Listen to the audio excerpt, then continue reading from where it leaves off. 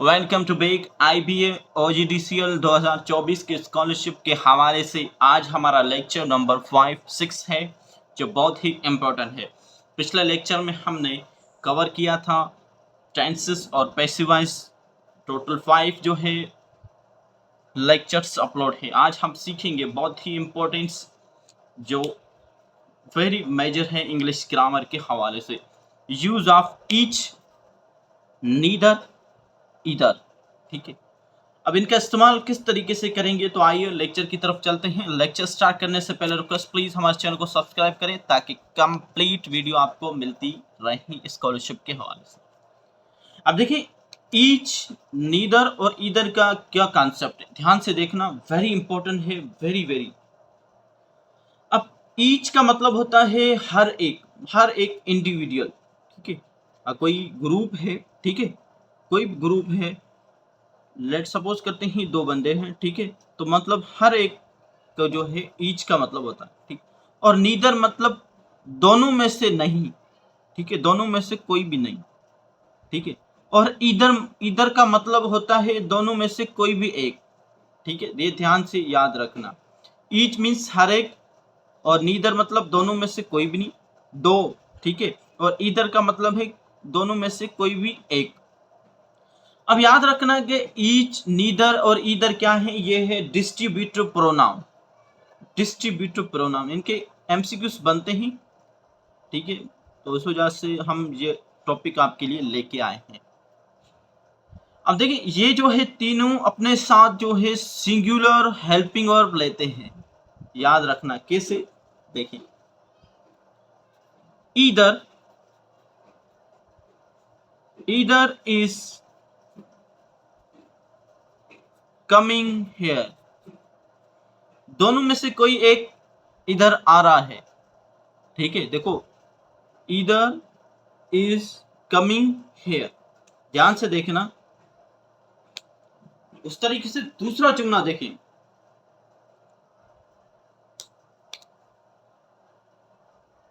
Either of you is responsible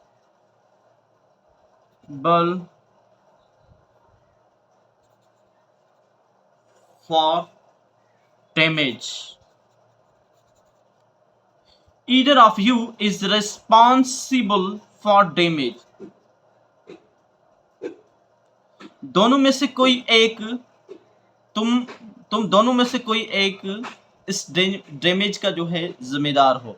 तो देखिए you के साथ आपको पता है कि हम जो है प्लूरल जो है वो हेल्पिंग वर्ब यूज करते हैं, मगर याद रखना जब ईदर का जो है कॉन्सेप्ट आ जाए तो आपको सिंगुलर जो है हेल्पिंग वर्ब का यूज करना है। ठीक है,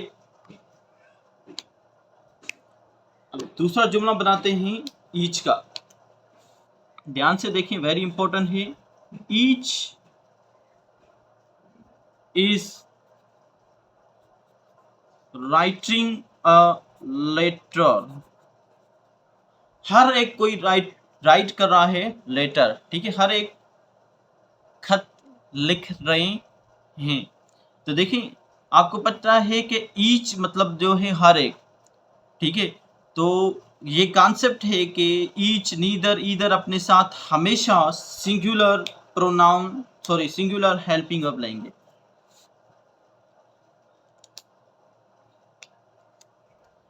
अब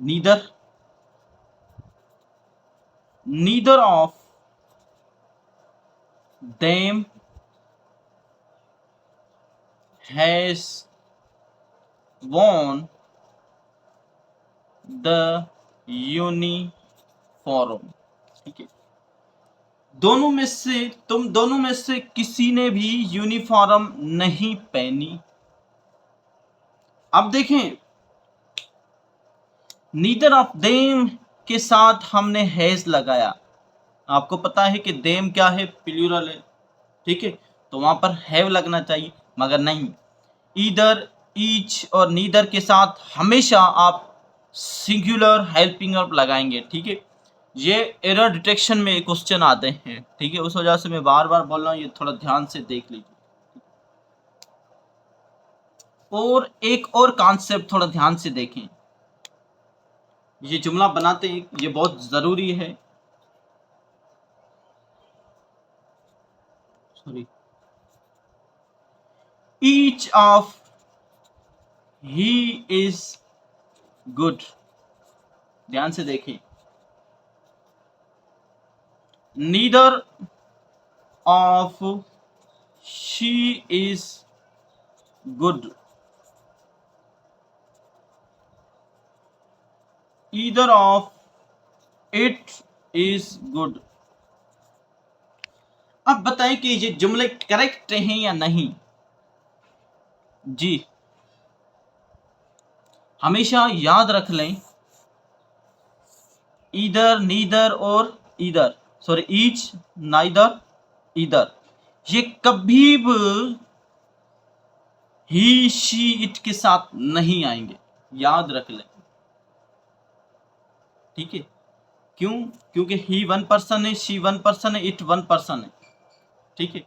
तो ये जो है अपने साथ जो प्रोनाउन है कभी भी सिंगुलर प्रोनाउन नहीं लेंगे, ईदर, नीदर और ईदर, ईच, नीदर, ईदर, ठीक है। ये बात हमेशा पॉइंट वाली बात है, याद रख लें।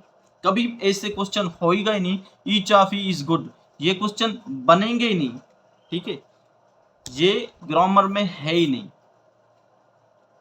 तो thank you for watching, please हमारे चैनल को सब्सक्राइब करें, वीडियो को लाइक और बेल आइकन को दबाएं ताकि नेक्स्ट वीडियो आएगी वो आपके लिए बहुत जरूरी है। पेयर ऑफ इसका ईदर और नार, नीदर और नार, ठीक है, इनका पेयर हम बनाएंगे, किस तरीके से जुमले बनते हैं, ठीक है। तो जल्दी से चैनल को सब्सक्राइब करें।